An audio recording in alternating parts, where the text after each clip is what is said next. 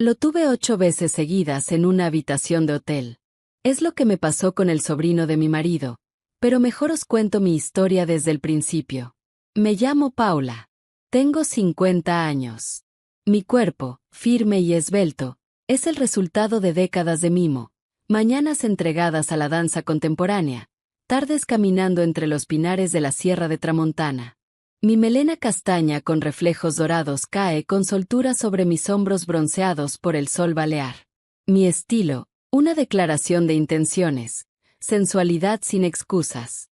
Aquella mañana me puse un vestido largo de algodón blanco, tan liviano que parecía tejido por el viento. El escote sugería sin gritar, y unas alpargatas atadas al tobillo dejaban a la vista mi piel aún dorada por el verano. Unos pendientes largos con cuentas de ámbar bailaban con cada movimiento. Pero todo ese envoltorio no era más que una máscara, porque en el fondo, me sentía increíblemente sola. Carlos, mi marido, tiene mi edad, pero parece haber envejecido 3 décadas más. Se ha convertido en una figura apagada que apenas reacciona. Desayuna con los ojos clavados en las crónicas deportivas y cena fundido al telediario. A su lado soy un fantasma, una sombra que merodea sin hacer ruido. Pero entonces llegó Hugo, el sobrino de Carlos. 29 años, ojos intensos, sonrisa serena. Se instaló en nuestro vecindario de San Gervasi hace ya 2 años, y su llegada removió algo dentro de mí. No era solo atractivo, había en él una sensibilidad, una calma misteriosa, una ternura rara en alguien de su edad. Con él, algo en mí despertaba. Su manera de mirarme, de escucharme, de notarme, me hacía vibrar. A veces, elegía cuidadosamente qué ponerme si sabía que podría cruzármelo. Blusas más ajustadas, faldas que dejaban ver mis muslos. Y sí, captaba su atención. Esos destellos fugaces en su mirada no mentían. Pero había una barrera invisible, una línea tácita que ninguno de los dos se atrevía a cruzar. Hasta aquel día. Carlos, como siempre, estaba fuera, trabajo, o cualquier excusa para no estar presente. Yo había subido a echarme una siesta. Llevaba puesto un camisón de seda, corto y sutil. No cerré la puerta. ¿Para qué? No esperaba visitas. Pero Hugo tenía llave. Carlos se la dio para emergencias. Tocó, no respondí. Entró. Subió. Me encontró dormida, el camisón subido ligeramente, el cabello desparramado sobre la almohada como una ráfaga detenida en el tiempo. No percibí su llegada, pero el leve cambio en el aire, esa sombra cálida sobre mi rostro, me hizo abrir los ojos. Allí estaba él, de pie, junto a la cama, observándome con una intensidad que cortaba la respiración. Su mirada no era invasiva, sino reverente, como si acabara de descubrir algo sagrado. Noté el rubor subir por mis mejillas, el pulso acelerarse sin control. No hacía falta hablar. En su rostro se mezclaban la sorpresa, el deseo y una especie de admiración callada que me hizo estremecer. Durante unos segundos, el mundo desapareció. Luego, como si hubiese comprendido que había cruzado una frontera sin querer, retrocedió. Se marchó tan silenciosamente como había entrado, pero algo en mí ya no era el mismo. Desde entonces, los gestos entre nosotros se volvieron más densos. Una mirada que duraba demasiado. Un roce de manos mientras compartíamos platos. La casualidad, o quizá el deseo, nos empujaba a buscarnos en los detalles más cotidianos. Una tarde, mientras intentaba alcanzar un bol en la alacena más alta, él apareció a mi espalda. Noté su presencia antes de verlo. Su proximidad me hizo contener el aliento. Su brazo se alzó sobre el mío y el roce fue tan sutil como devastador. Su aliento cálido acarició mi cuello y nuestras manos se tocaron con una electricidad que me dejó anclada al instante. Agradecí en voz baja, sin saber realmente por qué. Él no respondió, pero sus ojos, tan llenos de una ternura casi violenta, hablaron más que cualquier palabra. Todo siguió creciendo con la calma de lo inevitable. Hasta que, una tarde, supe que ya no podíamos seguir escondiéndonos detrás de miradas y silencios. Se presentó en el salón con una serenidad que parecía temblar por dentro. Lo que tenía que decirme ya no cabía en su pecho. Y yo ya lo sabía, aunque oírlo hizo que el suelo bajo mis pies se tambaleara. Él también me deseaba. Desde hacía tiempo. Me encontraba hermosa, valiosa, viva. Yo también lo sentía. Lo había sentido desde hacía tanto que ya ni recordaba cuándo empezó. El miedo se fundía con el alivio. Y entonces me acerqué. Me deslicé fuera del vestido como quien se libera de un peso antiguo. Bajo la tela, solo quedaba el camisón, suave, casi etéreo. Él me miró como si el mundo se hubiese detenido. No hubo preguntas, ni dudas. El beso surgió como una necesidad contenida demasiado tiempo. Y me dio lo mío. Su boca buscó la mía con una hambre silenciosa. Sus manos encontraron mi cintura como si supieran el camino. Me dejé llevar. Me entregué sin pensar, sin mirar atrás. El sofá fue testigo de un encuentro tan físico como emocional. Por primera vez en años, mi cuerpo fue mirado, tocado, adorado. Pero las llamas, por dulces que sean, dejan cenizas. Carlos, más perspicaz de lo que parecía, empezó a observarme. Ya no era el hombre ausente, sino el que acecha desde las sombras. No sé cómo, pero lo supo.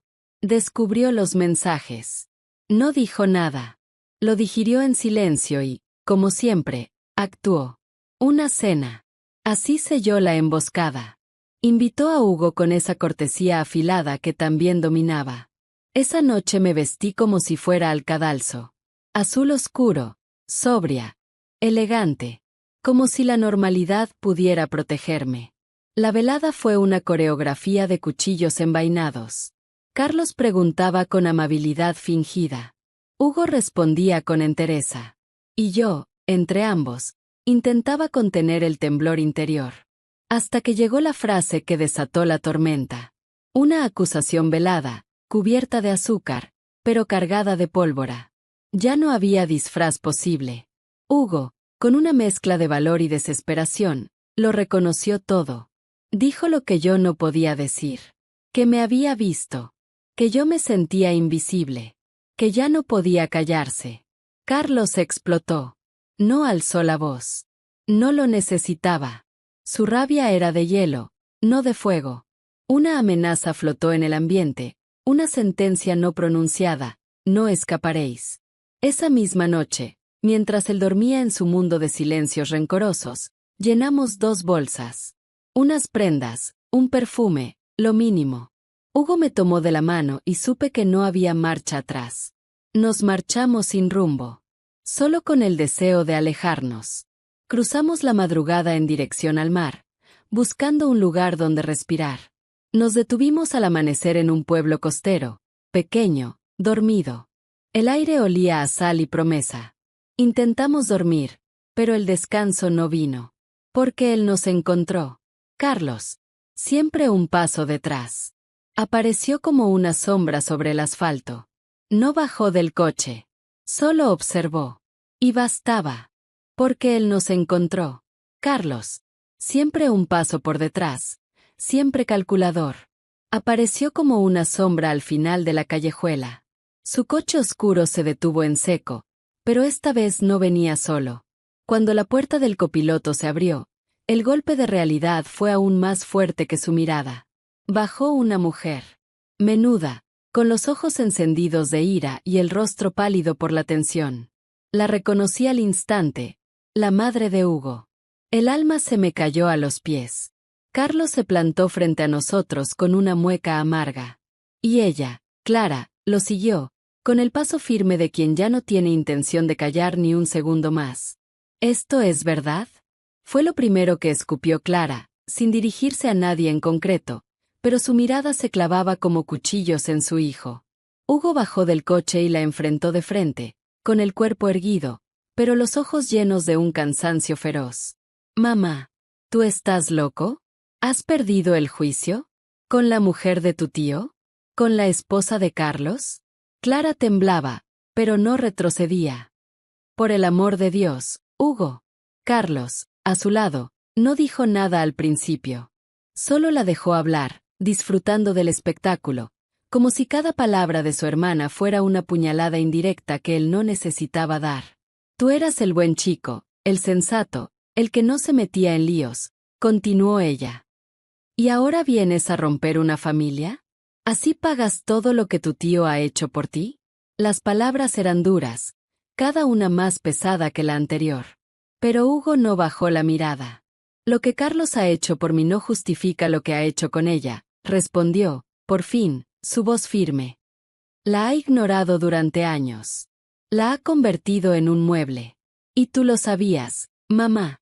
Clara se quedó helada por un segundo. Su expresión osciló entre la rabia y la vergüenza. Eso no te da derecho a acostarte con su mujer, dijo, ahora con menos fuerza. No con Paula. Yo me mantenía en silencio, sintiendo cómo se derrumbaba todo lo que habíamos construido.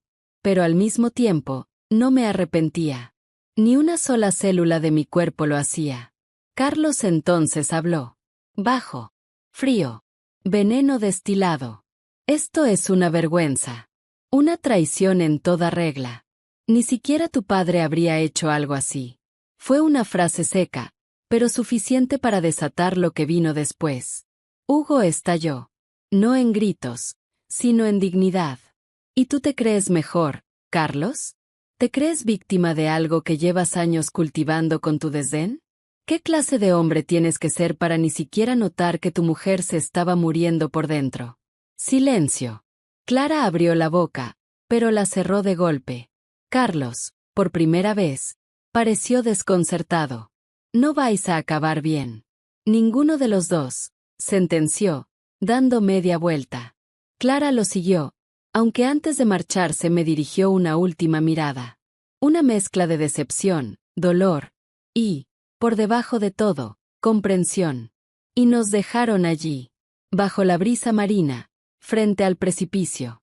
Como dos adolescentes atrapados en una historia demasiado grande para controlar. No saltamos. No huimos. Volvimos. Cada uno a su casa, a su rol. La vida, esa maquinaria ruidosa, continuó como si nada. Carlos no me mencionó lo ocurrido. Nunca más. Pero lo sabía. Lo sabía cada vez que bajaba la vista al encontrarme en el pasillo.